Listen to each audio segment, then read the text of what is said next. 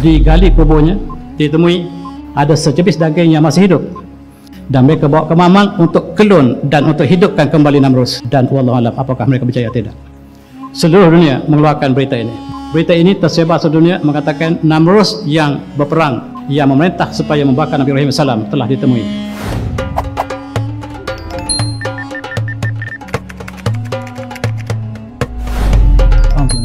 Bismillahirrahmanirrahim. Assalamualaikum warahmatullahi wabarakatuh. Alhamdulillah bil alamin wa bihi nasta'in. Wassalatu wassalamu ala asyrafil anbiya'i wal mursalin wa alihi wa sahbihi ajma'in, amma ba'du. Yang saya muliakan Al-Fadil Mudir, para asatizah, para santri yang dikasihi, muslim-muslimah yang dirahmati Allah sekalian, alhamdulillah kita bersyukur dapat mulakan kuliah pada bulan Syawal ini selepas kita kuliah terakhir pada bulan Ramadan lepas. Dan pada hari ini marilah izinkanlah saya untuk menyentuh tentang makhluk Allah ataupun tentera Allah yang sangat-sangat hebat, Al-Ba'udah, dalam tajuk yang kita sebut sebagai Hari Malaria Sedunia ataupun Hari Anopheles Sedunia. Inilah tentang ayat surah Al-Baqarah ayat ke-26 tentang Al-Ba'udah ataupun nyamuk, tentera Allah yang sangat hebat, sehingga dunia mengisytiharkan satu hari 25 April lepas sebagai hari nyamuk.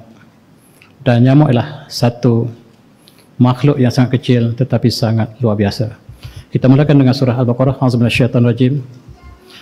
Innallaha la yas'i an yadhura masalan ma ba'datan fama fawqaha. Faman ladzina amanu fa ya'lamu annahu al-haqqu min rabbihim. Wa man ladzina kafaru fa yaquluna ma za'ara Allah bihadza masala yudhillu bihi katsira wa yahdi bihi katsira wa ma yudhillu bihi illa al-fasiqin. Wa ma yudhillu bihi illa al-fasiqin. Surah An-Nazm.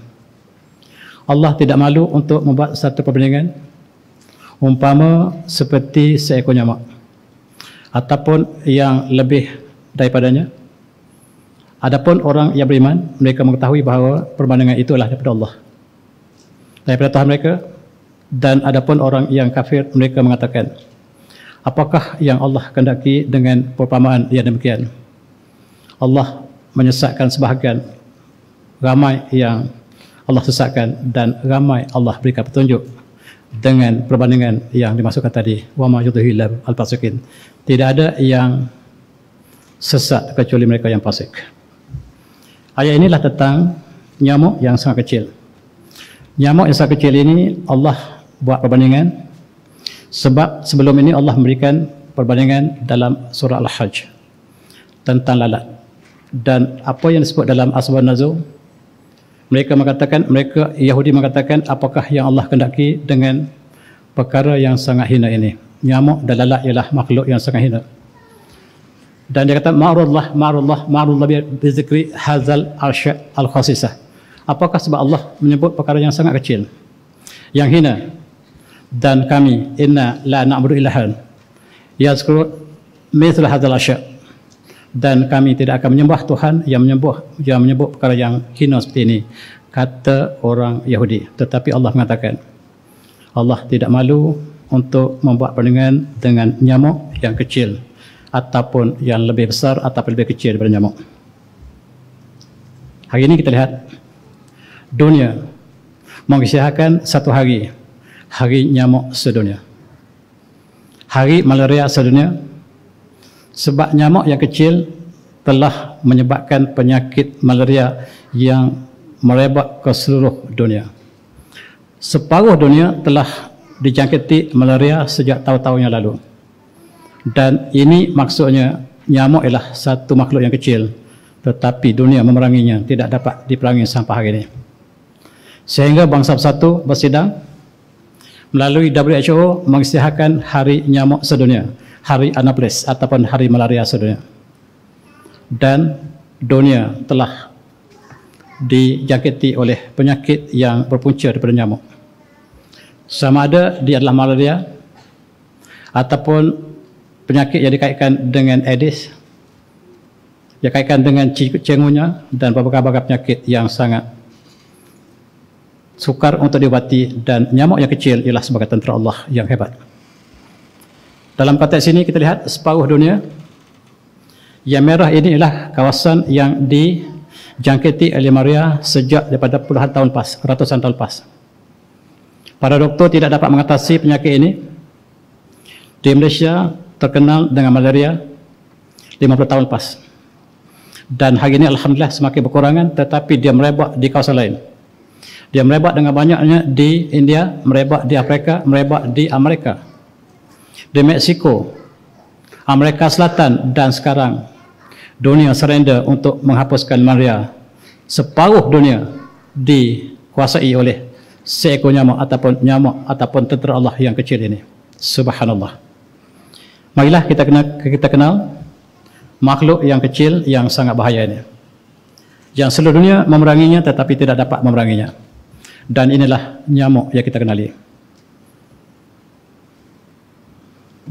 Kalau kita lihat sepanjang sejarah manusia, yang mati kerana digigit oleh harimau, yang tertekam oleh harimau tidak banyak. Hanya barangkali 1,000 setahun, ataupun oleh buaya. Yang disebabkan oleh ular hanyalah 25,000 satu tahun di seluruh dunia. Yang disebabkan oleh manusia, peperangan dan sebagainya. Dan yang disebabkan oleh nyamuk ialah kematian yang paling tinggi di atas muka bumi disebabkan oleh nyamuk. 750,000 average setiap tahun kematian disebabkan oleh penyakit yang Allah takdirkan melalui nyamuk. Kecil tetapi sangat-sangat menakutkan. Dia adalah tentera Allah yang sangat hebat. Dunia memerangi nyamuk begitu lama tetapi tidak pernah tamat. Mari kita lihat makhluk Allah yang bernama Maudah. Sehingga dengan adanya nyamuk, maka syarikat-syarikat yang berkaitan dengan racun serangga telah kaya raya.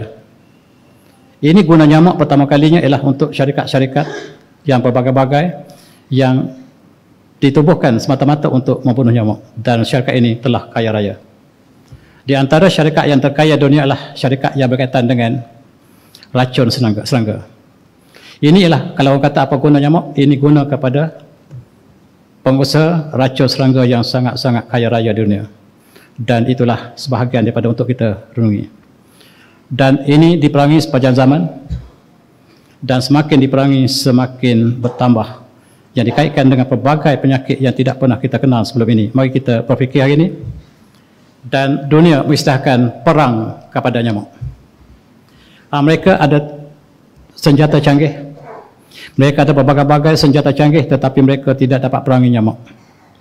Malaysia tidak dapat perangi nyamuk, Indonesia tidak dapat perangi nyamuk, India tidak dapat memerangi nyamuk, dan kematian disebabkan nyamuk paling tinggi di atas muka bumi. Dan rupa-rupanya ada satu lagi yang lebih tinggi daripada nyamuk, yaitu manusia.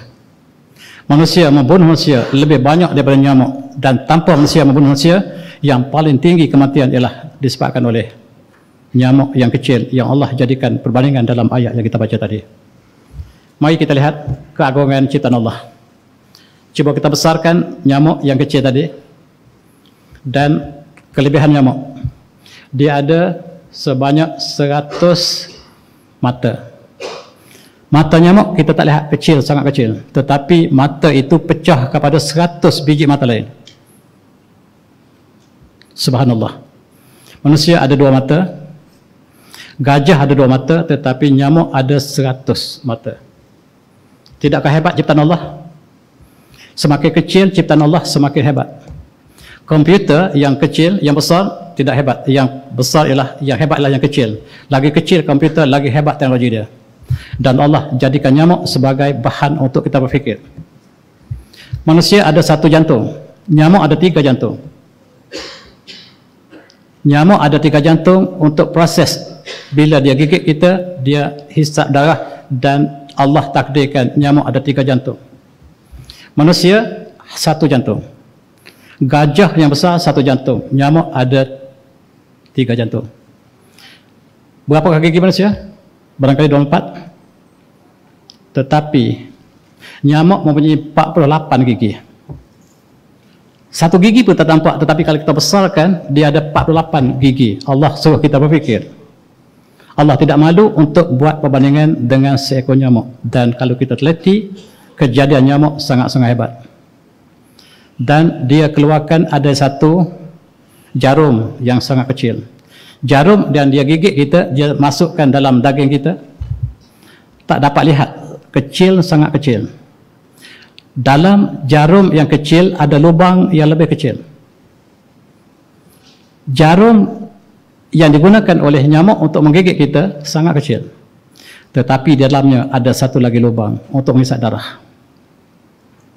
Manusia tidak boleh membentuk satu jarum sebesar jarum nyamuk dan di dalamnya ada lubang. Tak boleh. Dan itulah ciptaan Allah yang sangat hebat. Dan dia ada 6 gergaji. Cuba lihat, nyamuk ada 6 gergaji. Dan bila dia hinggap kita, dia potong 6 kali. 1, 2, 3, 4, 5, 6. Tak rasa apa kita.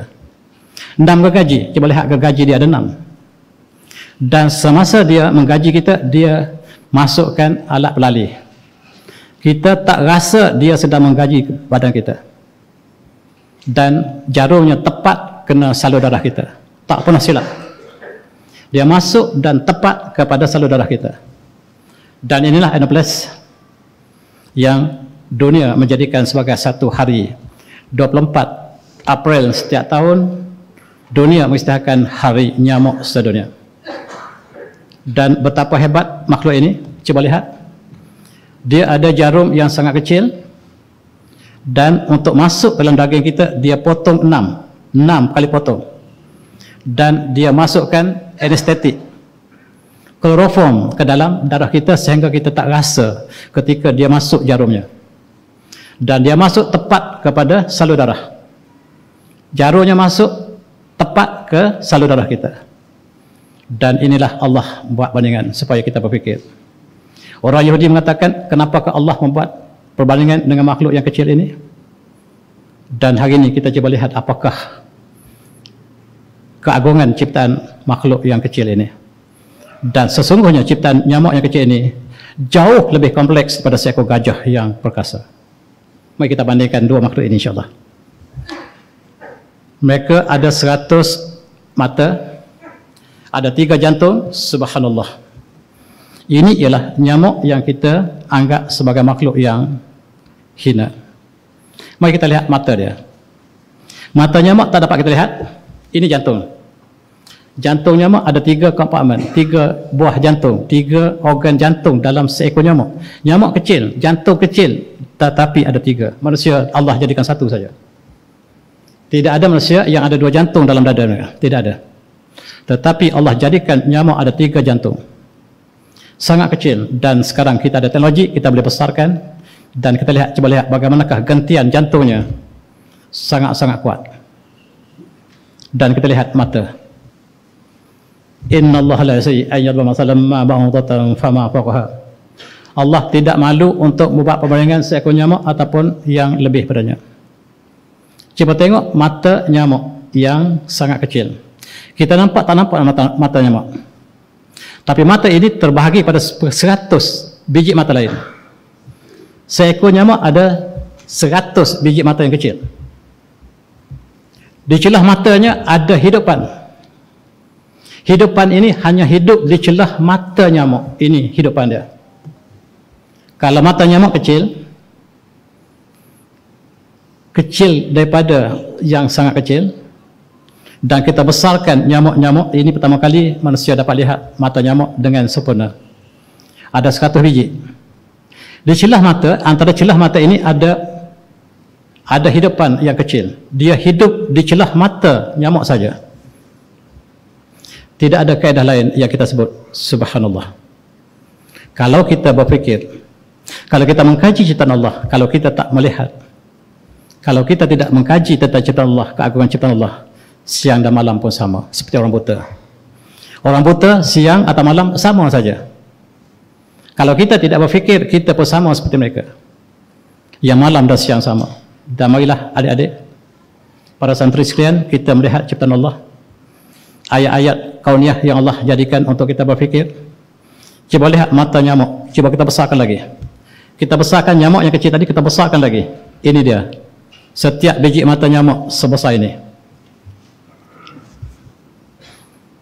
Mari kita lihat ciptaan Allah yang cukup luar biasa. Di celah-celahnya ada hidupan. Dalam mata kecil, di celahnya ada hidupan. Dan hidupan ini tidak boleh hidup kecuali dalam mata nyamuk saja. Ini dia tuan. Hasyarah, iaitu serangga yang kecil duduk dalam mata nyamuk. Dan dia duduk atas kepala nyamuk. Hasyarah allati ta'ish fawqa bawdah, iaitu kehidupan yang sangat kecil tetapi dia duduk di atas nyamuk. Kita lihat ayat Allah sebut tadi.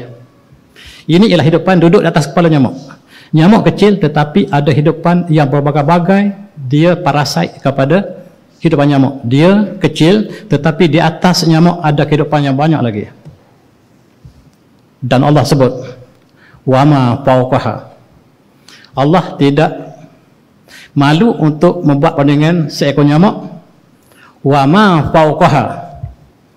Dan ahli tafsir kita mengatakan, kenapa Allah menyebutkan wama fawqaha? Dan Allah tidak malu untuk buat bandingan dengan seekor nyamuk. Wama fawqaha. Dan ahli tafsir berselisih pandangan apakah wama fawqaha. Ada yang mengatakan yang lebih daripada nyamuk. Hari ini kita lihat di atas nyamuk ada hidupan lain. Wama fawqaha, di atas nyamuk ini ada kehidupan lain. Innallaha la yahyi ayyadhu mathalan ma ba'udatan fama fawqaha. Dan sekarang kita lihat di atas nyamuk ada hidupan yang berbagai-bagai. Dan tidak ada kata lain kecuali subhanallah. Itulah bagi seorang pelajar yang mengkaji ayat-ayat Allah, termasuklah ciptaan Allah yang sangat kecil, nyamuk namanya baudah. Dan kalau kita lihat, dia menggerakkan sayapnya. Satu saat dia bergerak 4,000 kali pusingan yang kita tak dapat lihat. Nyamuk dia dapat berkepak ataupun menggerakkan sayapnya sebanyak 4,000 saniyah. Saniyah ni saat, tuan-tuan. Bukan saat, tadi saya kata minit, tapi satu saat. 4,000 satu saat, tak dapat kita bayangkan lagi. Dan kipas kita berapakah satu saat? Dan sayap nyamuk jauh lebih laju daripada kipas yang paling laju. Dan Allah mengatakan dia tidak malu untuk buat perbandingan seekor nyamuk ataupun yang di atas nyamuk, ataupun apa yang di atas nyamuk. Mari kita lihat antara gajah dengan nyamuk, komputer kecil dengan komputer besar. Masa saya belajar dulu, komputer yang saya guna itu sebesar bilik ini, separuh bilik ini. Sekarang komputer kita hanyalah sebesar ini. Yang kecil ini lebih canggih daripada yang besar. Dan Allah jadikan dua makhluk, satu gajah yang sangat besar, yang paling besar bukan di atas muka bumi, dan seekor yang paling kecil, nyamuk. Dan kita cuba lihat, dua-dua ada belalai. Belalai nyamuk jauh lebih canggih daripada belalai gajah. Seperti yang saya kata tadi, dia ada belalai yang sangat kecil untuk masuk dalam darah. Dalam jarum yang kecil itu ada lubang. Gajah walaupun ada belalai yang besar dan ada lubang di dalamnya, tetapi yang nyamuk jauh lebih ganjil sebab dia kecil, dalamnya ada lubang yang kecil. Saintis cuba tiru untuk buat sebesar saiz jarum nyamuk, tidak dapat. Kecuali akhir-akhir ini ada nanoteknologi yang manusia cuba tiru bagaimanakah jarum nyamuk yang Allah ciptakan.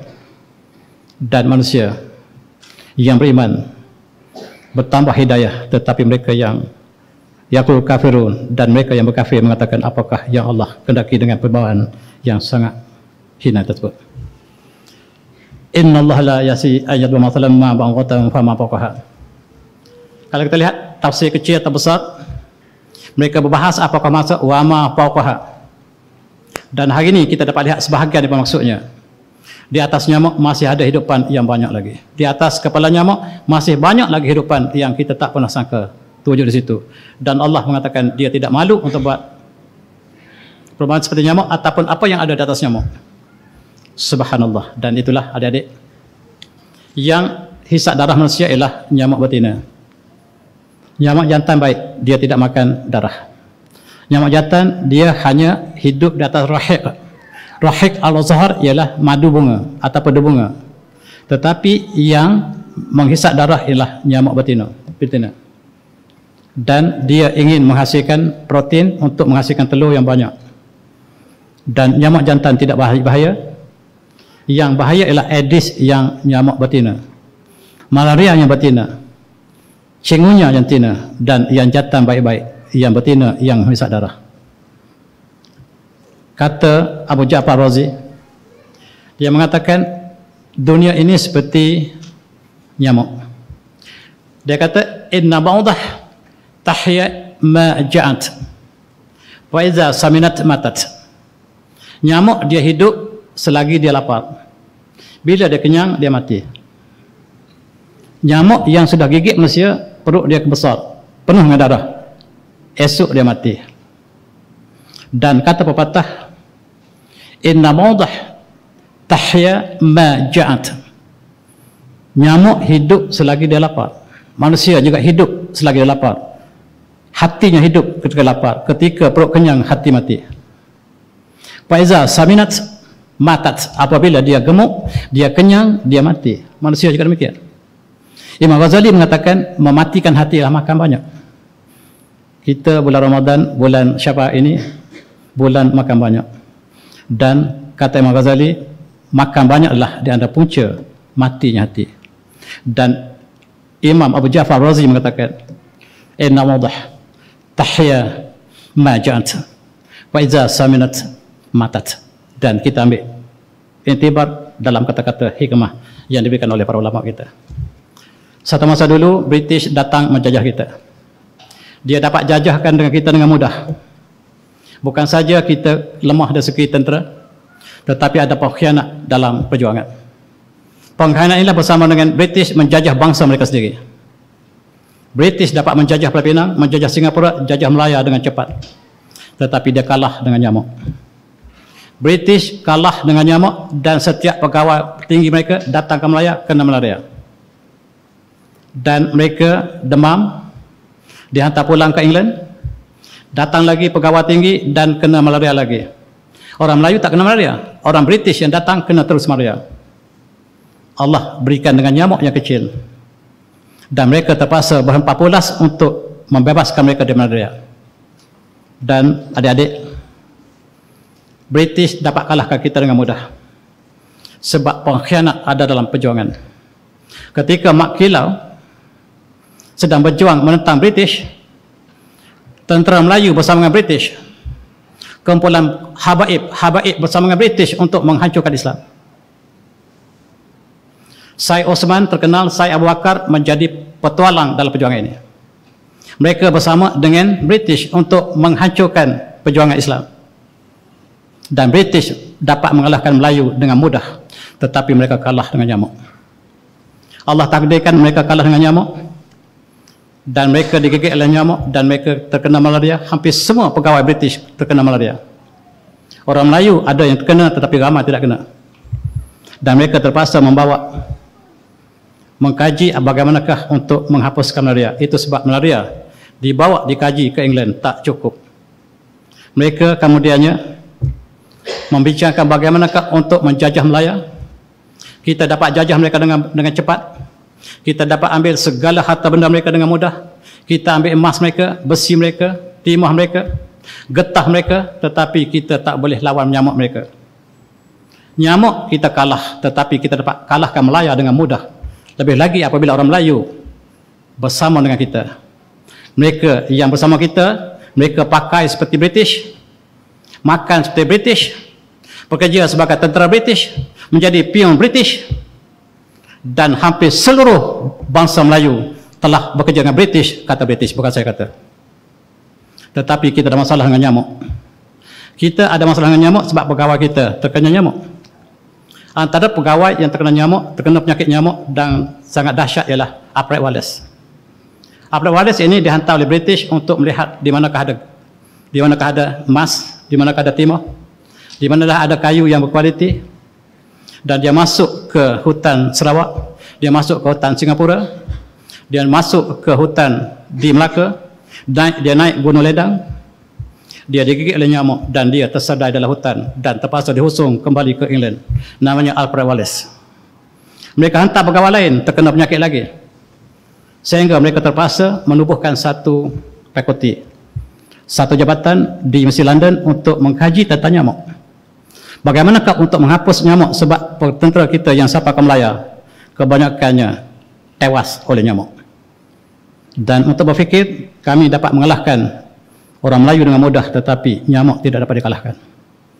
Lalu mereka adakan satu cawangan Universiti London di Kuala Lumpur kita, namanya Institute of Medical Research.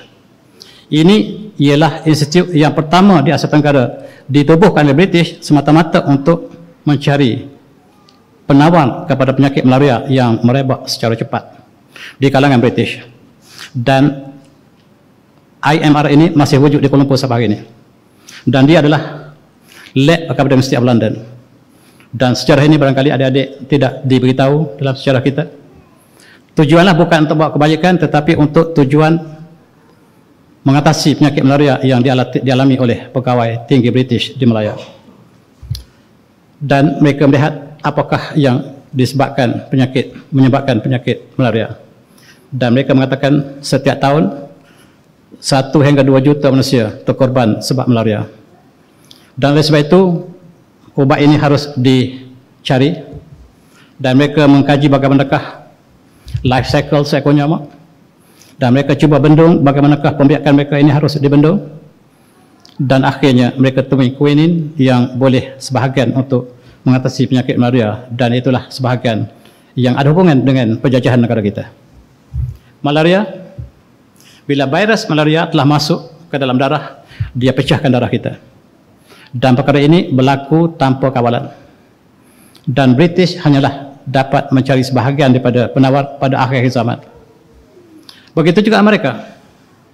Amerika ketika kemerdekaan mereka terkena penyakit yang mereka sebut sebagai yellow fever.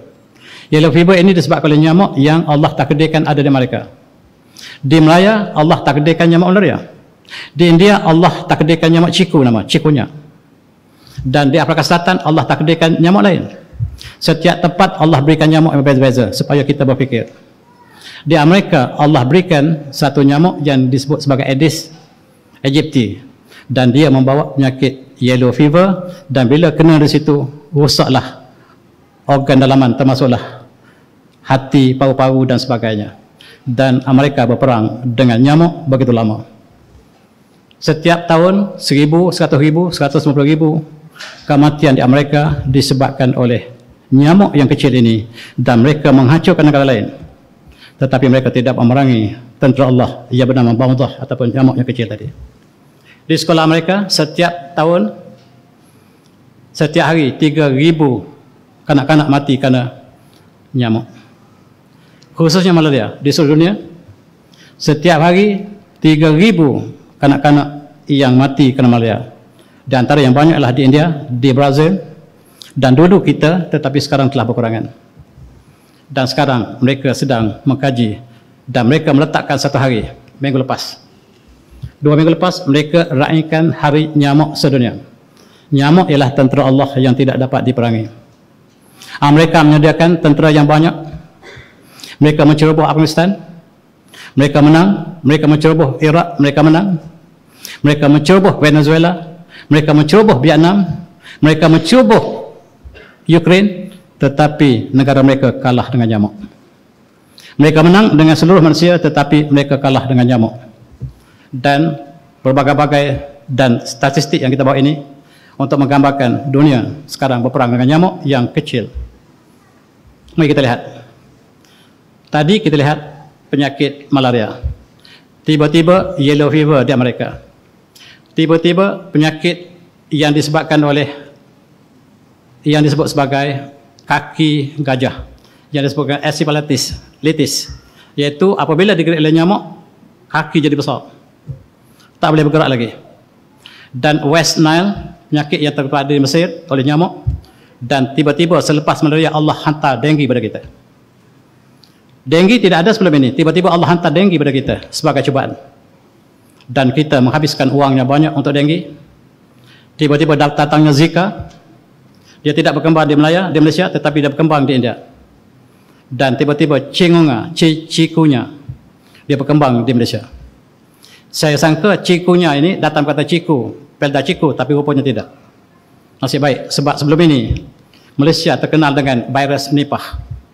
Virus yang terkena babi diisytiharkan oleh dunia bermula dari Malaysia.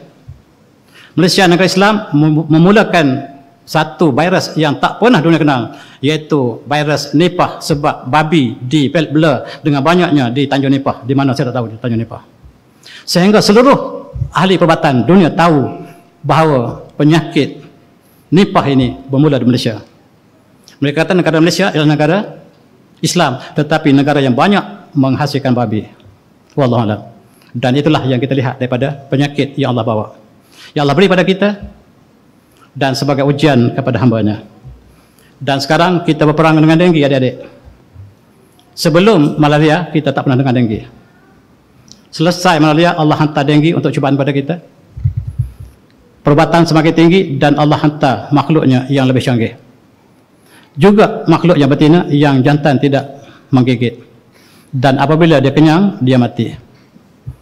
Dan kalau dia lapar, dia hidup.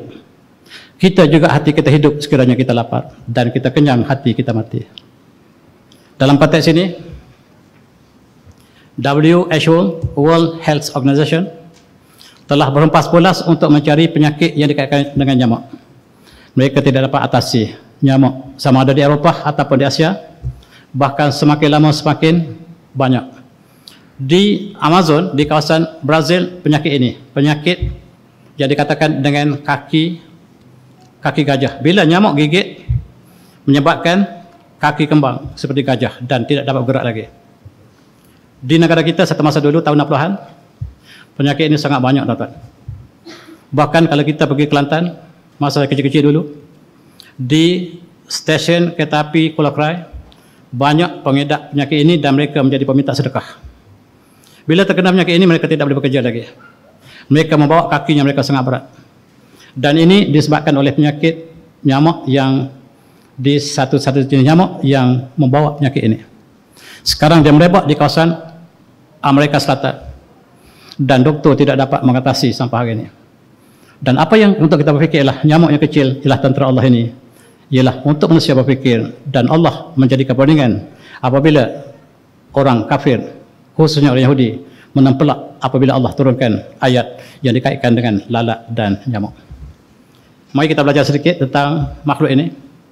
Bagaimanakah dia berkembang? Dan yang nama Cikunya ni, dia juga merebak negara kita. Walaupun dia tidak sehebat penyakit denggi ataupun penyakit malaria, tetapi dia adalah sebahagian daripada yang dibawa oleh tentera Allah yang bernama nyamuk yang terkenal ini. Sehingga tak lepas Hari Malaria Sedunia yang diraihkan sebesar-besaran dunia, supaya kesedaran untuk kita menangani masalah yang sangat besar ini. Dan negara kita menghabiskan uangnya banyak untuk perbelanjaan ini. Negara kita berperang dengan Zika, dengan denggi, dengan Cikunya, dan lebih-lebih lagi dengan penyakit malaria yang kita sebut pada awal tadi. Zika ialah daripada nyamuk juga, yang berkembang sebahagian dunia dan tidak di kekurangan sebahagian dunia. Dan sekiranya berkumpul pada satu negara, maka kita dapat bayangkan betapakah tentera Allah ini untuk kita ambil intibar. Denggi negara kita tidak dapat atasi sampai hari ini. Kurang satu masa dan dia bertambah satu masa lagi. Dan dia merebak ke 120 negara di dunia. Dalam masa 50 tahun sebelum ini dunia tidak kenal penyakit denggi. Allah hantar satu penyakit demi satu penyakit. Sebelum kita 50 tahun lepas, kita tak pernah kenal denggi. Penyakit Aedes kita tak kenal. Dan sekarang kita kenal penyakit Aedes, penyakit Aedes, dan kita tahu penyakit yang mereka bawa. Dan itulah sebahagian daripada cubaan Allah melalui makhluknya yang sangat kecil yang diperlekehkan oleh sebahagian daripada mereka tidak beriman. Di Malaysia kita lihat penyakit denggi semakin bertambah. Berkurang satu masa tetapi terus bertambah pada masa lain. Dan kerajaan terpaksa membelanja perbelanjaan yang banyak untuk mengatasi masalah nyamuk yang kecil yang hampir kita dapat lihat ini. Kita berperang dengan penyakit yang kita tak dapat lihat sepenuhnya. Dan kemudian kita berperang dengan penyakit COVID-19 yang jauh lebih kecil. Kalaulah malaria dan juga penyakit denggi masih kita dapat lihat pembawanya, tetapi COVID-19 langsung kita dapat lihat. Dan dia telah merebak ke seluruh dunia dengan cepat. Juga sebahagian daripada ujian Allah untuk kita sama-sama mengambil iktibar. Negara kita menyediakan kajian tentang perubatan untuk penyakit-penyakit yang menimpa ini, tetapi tidak selesai sampai hari ini. Zika, denggi, chikungunya negara kita. Dan kita sentiasa mencari ubatan yang tidak selesai sampai hari ini. Dan mereka mengkaji bagaimanakah untuk menyelesaikan. Dan mereka mengatakan bahawa vaksin untuk denggi keluar, tapi tak keluar sampai hari ini. Dan untuk sementara itu kita gunakanlah daun betik untuk sementara ini. Inilah yang dapat kita sediakan untuk mengatasi penyakit yang Allah cuba kita dengan penyakit bahaya tadi. Mari kita lihat Eropah. Kita sangka Eropah, mereka mengatakan mereka adalah negara maju, bebas dari penyakit-penyakit yang kronik, tetapi tidak sebenarnya. Saya pernah pergi ke Romania. Romania juga ada masalah dengan nyamuk. Tetapi di Romania ada satu pohon yang mereka tanam dan nyamuk lari dari pohon tersebut. Pohon itu besar. Dan itu sebahagian yang terdapat di negara Eropah. Dan tuan lihat di sini, ada lihat. Hampir seluruh Eropah terkena penyakit nyamuk yang sama. Musim sama, nyamuk datang entah daripada mana. Musim winter, nyamuk tidak ada. Musim sama, minyak datang, nyamuk datang menyerang Eropah. Dan kawasan merah, hampir kawasan seluruh Eropah diserang oleh nyamuk. Kalau di Malaysia, nyamuk yang kita kenal dengan denggi ataupun Aedes, tetapi di sana nyamuk yang berbeza. Dan Amerika berperang dengan nyamuk sampai hari ini. Mereka berperang dengan nyamuk dan yang terlibat dengan nyamuk sangat banyak. Hampir seluruh mereka. Inilah data mereka keluarkan. Mereka memberitahu kita seolah mereka tidak ada penyakit ini. Penyakit ini penyakit yang terkena penyakit negara membangun. Rupa-rupanya negara yang maju juga tidak kurang apa yang berlaku. Sehingga mereka menubuhkan AMCA, apa yang mereka, the American Mosquito Control Association. Mereka terpaksa mengadakan satu persatuan untuk mencegah penyakit yang berpunca dari nyamuk, dan mereka dapat mencipta alat peperangan yang hebat. Mereka menghancurkan negara-negara yang membangun. Hampir 70 buah negara dihancur oleh mereka. Yang dekat dengan kita adalah Vietnam, yang tidak ada sebarang dosa, mereka datang menghancurkan Vietnam, dan mereka kalah di Vietnam. Mereka masuk Sudan, mereka mencuba Sudan, dan mereka kalah di Sudan. Mereka masuk Somalia, mereka kalah di Somalia. Mereka masuk Afghanistan, mereka kalah di Afghanistan. Mereka tak pernah menang dalam peperangan. Dan mereka telah kalah di Ukraine. Tuan-tuan, barangkali berita tidak sampai ke Malaysia. Mereka mengadakan provokasi di Ukraine untuk menghancurkan Rusia. Dan mereka membawa tentera NATO mereka ke Rusia, ke Ukraine, tanpa ada sebarang salah Rusia. Dan Rusia terpaksa untuk pertahankan negara mereka, dan berita yang dikeluarkan oleh CNN mengatakan Rusia menyerang Ukraine. Bohong. Yang sebenarnya Amerika menyerang Rusia, dan Amerika kalah di Ukraine minggu lepas. Mereka keluar dari Ukraine, dan betapa malu mereka di Ukraine. Mereka telah kalah, dan berita Malaysia belum sampai berita kekalahan Amerika. Dan bagaimanakah mereka dapat menyediakan infrastruktur peperangan yang hebat, tetapi mereka kalah dengan nyamuk. Dan nyamuk yang kecil inilah tidak dapat dihapuskan oleh negara superpower yang disimbolkan oleh Amerika. Mereka menghantarkan kapal terbang yang hebat di Ukraine, walaupun mereka kalah kemudiannya. Dan mereka menceroboh, mengadakan segala infrastruktur yang sangat hebat, logistik peperangan, tetapi mereka tidak dapat mengatasi nyamuk tentera Allah yang hebat ini. Dan untuk kita berfikir, dan Allah tidak malu untuk buat perbandingan nyamuk yang kecil, sebab nyamuk hari ini pun kita tidak dapat atasi dengan yang kecil. Ini senarai negara yang diceroboh oleh Amerika. Daripada atas ke bawah selama 70 tahun, mereka menceroboh 70 buah negara dan masih menjadi hero negara dunia. Orang Malaysia di dalam statistik kajian, orang Malaysia sangat sayang pada penjahat dunia ini, Amerika. Tentera Malaysia sangat sayang kepada NATO, tentera penceroboh dunia. Sebab kita tidak berfikir. Yang kita ada televisyen ialah televisyen yang keluar daripada CNN, dan kita kena tipu hidup-hidup. Sedangkan mereka telah menjajah dunia. Tiada tempat yang mereka tidak jajah. Sekarang mereka cuba menjajah Taiwan. Taiwan itulah negara China. Asalnya Taiwan adalah sebahagian dari China. Dan sekarang China ingin mengambil Taiwan. Dan mereka berada di sana untuk mengadakan provokasi. Ukraine adalah sebahagian dari Rusia. Sebagaimana Singapura sebahagian Indonesia semasa dulu. Dan Rusia ingin mempertahankan negara mereka, namanya Ukraine. Yang diceroboh oleh mereka. Dan negara yang diceroboh oleh mereka sebagai banyak negara yang tuan lihat di sini. Tetapi mereka tidak dapat mengatasi nyamuk yang kecil. Mereka menceroboh tetapi mereka tidak dapat menghadapi nyamuk yang kecil. Dan itulah keagungan ciptaan Allah dalam nyamuk yang kita bincang tadi. Mereka tidak dapat mengatasi tentera Allah yang bernama Ba'udah. Ba'udatan fama fauqaha, inilah kehebatan tentera Allah yang sangat-sangat luar biasa. Dan sebagai penutup barangkali kita cuba lihat apakah yang berlaku kepada tentera yang terbesar dunia. Satu masa dulu raja dunia yang terbesar namanya Namrus. Dan dia membakar Nabi Ibrahim AS selepas dia kalah berdebat dengan Nabi Ibrahim. Allah rakamkan perdebatan atau perbincangan antara Ibrahim Nabi Ibrahim AS dengan Namrus seperti yang digambarkan dalam surah Al-Baqarah. A'udzubillahi minasyaitonir rajim. Alam tara alladhi haja Ibrahim fi rabbih an atallamuk iz qala Ibrahim rabbi alladhi yuhyi wa yumiit. Dan apakah kamu lihat bahawa Nabi Ibrahim AS yang berhujah tentang Tuhannya, dan Allah berikan kerajaan kepada Raja Namrus. Dan Nabi Ibrahim mengatakan iz qala Ibrahim rabbi alladhi yuhyi wa yumiit. Dan ketika Nabi Ibrahim berkata, Tuhanku lah yang menghidupkan dan matikan. Lalu Namrus mengatakan qala ana yuhyi wa umiit, aku juga menghidupkan dan matikan. Qala Ibrahim, dan Nabi Ibrahim berkata fa inna Allah ya'ti bi syamsin min al-syariq fa'ti biha min al-maghrib.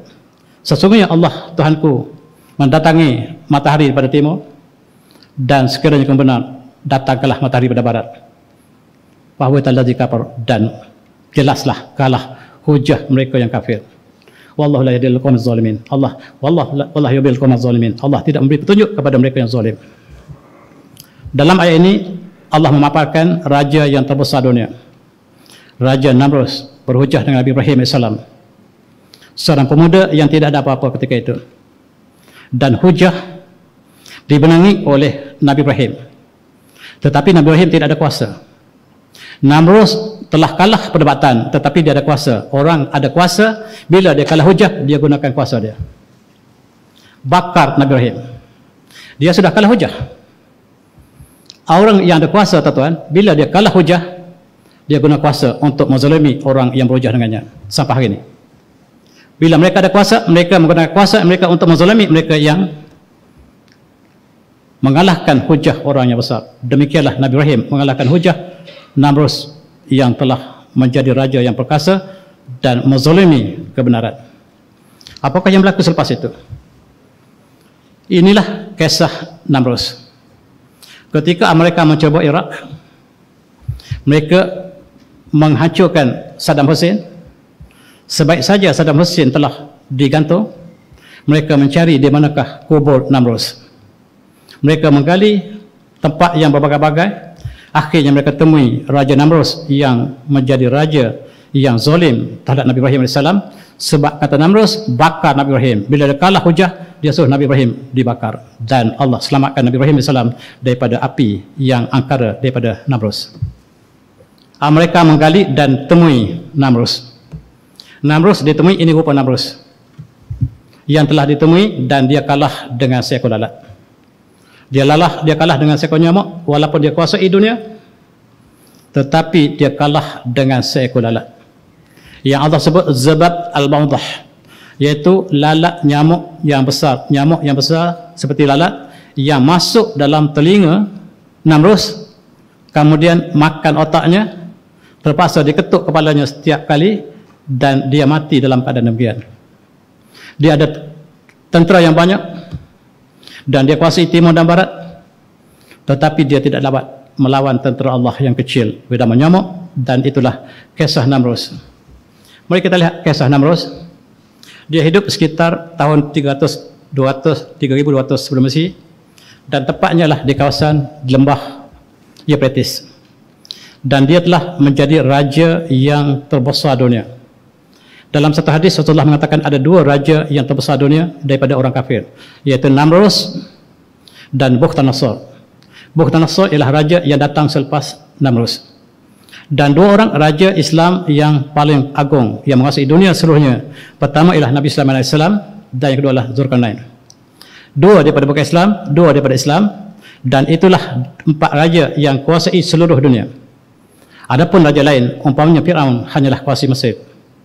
Raja-raja lain tidak pernah kuasai dunia kecuali empat raja dalam hadis yang termaktub. Dan yang antaranya ialah Namrus yang berhujah dengan Nabi Ibrahim dalam ayat yang kita baca tadi. Sekarang apabila Namrus telah berakhir, mereka yang mencuba Iraq, mereka cuba menggali kubur Namrus dan mereka bertemu dengan kubur Namrus. Ini hadis yang saya baca tadi. Rasulullah mengatakan malaikat dunia arba'ah, raja dunia ada 4, 2 mukmin dan 2 kafir, dan Nabi Sulaiman dan Nabi Zulkarnain ialah raja yang kuasai dunia daripada Islam, dan Bukhtanasar dan Namrus ialah raja kafir yang menguasai dunia. Dan apakah indikasi yang mengatakan bahawa inilah patung Namrus? Orangnya sangat perkasa dan gambarnya dia bersama dengan singa. Dan dia ditakuti oleh singa, tuan-tuan. Raja Namrus ini sangat-sangat ditakuti oleh singa. Indikasi yang mengatakan dialah Namrus ialah sebab, tuan-tuan lihat, singa ini sama besar dengan Namrus. Singa yang terbesar ketika itu tunduk kepada Namrus sehingga dia merasakan dia Tuhan. Sebab binatang paling ganas pun tunduk kepada Namrus. Dan ini diceritakan dalam ahli kitab menceritakan bahawa raja ini menguasai seluruh dunia, tetapi dia telah zalim kepada Nabi Ibrahim AS. Dan satu hari yang disebutkan oleh Ibn Katsir dalam kitabnya, dia kata Faja'an Namrus Jaishahu wa junudahu wa qatatal asyams. Dan hari itu dia nak tunjuk selepas dia bakar Nabi Ibrahim. Dan tuan-tuan kalau pergi ke Sanli Alfa, ada 2 tiang yang masih ada di situ dibina untuk menggambarkan di manakah Nabi Ibrahim dibakar, di kota Sanli Alfa. Dan yang ditemui mayat Firaun tadi ataupun Namrus tadi ialah di kawasan Iraq sekarang. Selepas mereka membakar Nabi Ibrahim AS dan Allah selamatkannya, maka dia ingin menunjukkan kekuatannya. Sebagaimana disebutkan oleh Ibn Katsir ini, dia mengatakan dia mengumpulkan seluruh tenteranya pada satu pagi di tempat yang sangat luas. Kemudian dia berbangga dengan tenteranya ramai. Tetapi pasallahu alaihi zubaban min al-baut, Allah hantarkan seekor nyamuk daripada lalat. Bahathu lam yara an-syam wa salataha alaihim, dan nyamuk yang seekor tadi gigit seluruh tentera Namrus, mati bergelimpangan. Seekor nyamuk.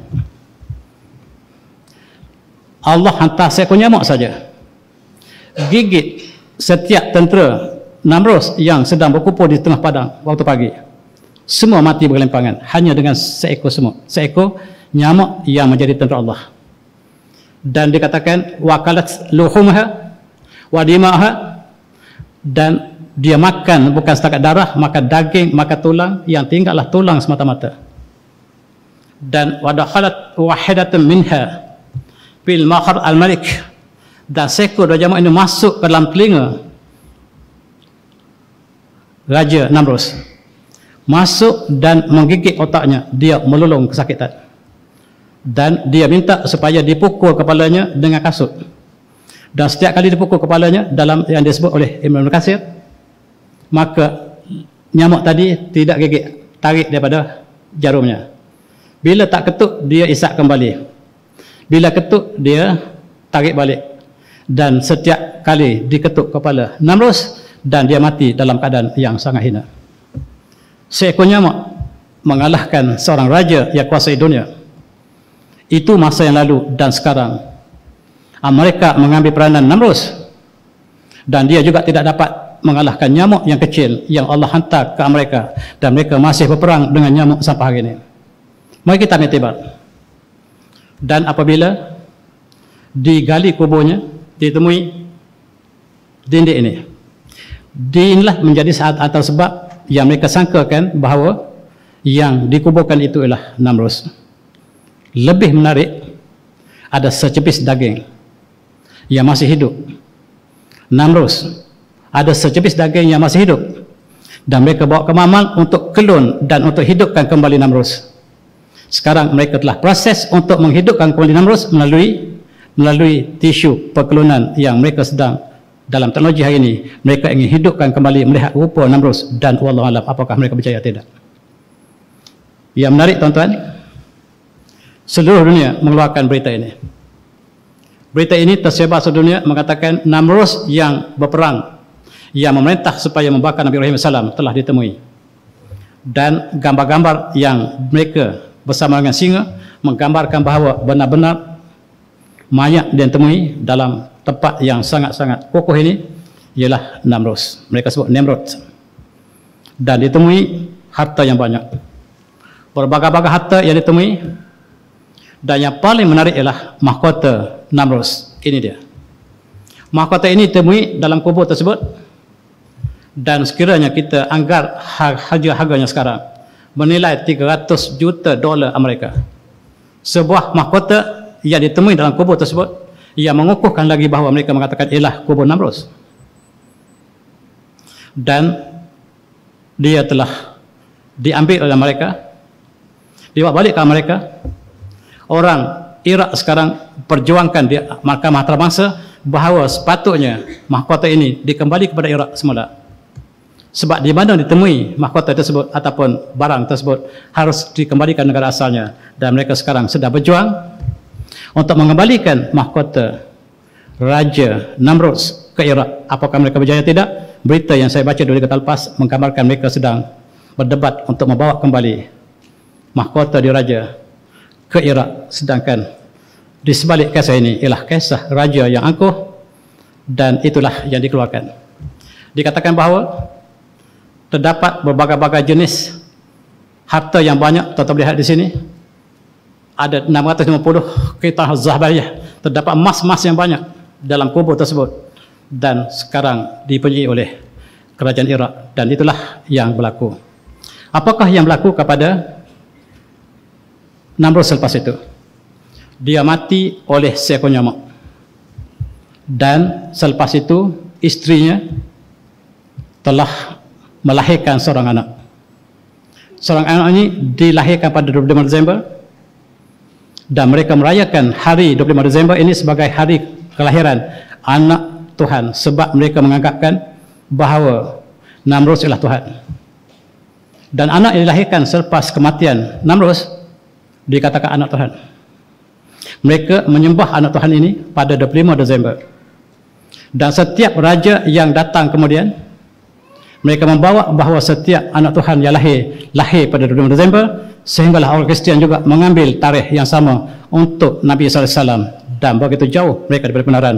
Dan hal ini bermula dengan Namrus yang telah memerangi Nabi Ibrahim AS. Nabi Ibrahim AS selepas peristiwa ini telah lari bersama dengan anandanya ataupun anak saudaranya Lut, bersama dengan Sarah sampai ke Haran. Haran ialah tempat adik Nabi Ibrahim AS. Daripada Haran mereka menuju ke Palestin. Di Palestin mereka tidak diterima oleh orang Palestin. Nabi Ibrahim pergi ke Mesir. Ketika Nabi Ibrahim sampai ke Palestin, di situ telah didiami oleh bangsa Kanaan. Daripada Nabi Ibrahim inilah lahirnya Nabi Isa AS, lahir Nabi Yaqub AS yang mereka sebut Israel AS. Daripada Nabi Yaqub inilah lahirnya Bani Israel. Dan mereka mendahului Palestin lah bumi mereka. Sedangkan ketika moyang mereka Nabi Ibrahim sampai ke Palestin, di situ sudah orang Kanaan yang tinggal di situ. Maksudnya orang Bani Israel bukan berasal daripada Palestin. Yang mereka dakwa sekarang adalah Palestin bumi mereka sebenarnya ialah bumi Kanaan, dan Kanaan ialah orang Palestin yang telah memeluk Islam sekarang. Itulah tuan-tuan sejarah nyamuk yang panjang. Dan Allah memberikan contoh perbandingan nyamuk supaya kita berfikir, sebab nyamuk ialah tentera Allah yang hebat. Itu tak masuk lagi dengan lalat, tak masuk lagi belalang, tak masuk lagi ikan dan sebagainya. Tentera Allah di mana-mana. Dan kita awas, sekiranya kita terlibat dengan kezaliman, tentera Allah boleh datang bila masa untuk membawa kebenaran. Dan saya minta maaf kalau saya terlewat dan terkasar. Saya sudahi dengan wabillahi taufik. Assalamualaikum warahmatullahi wabarakatuh. Tasbih.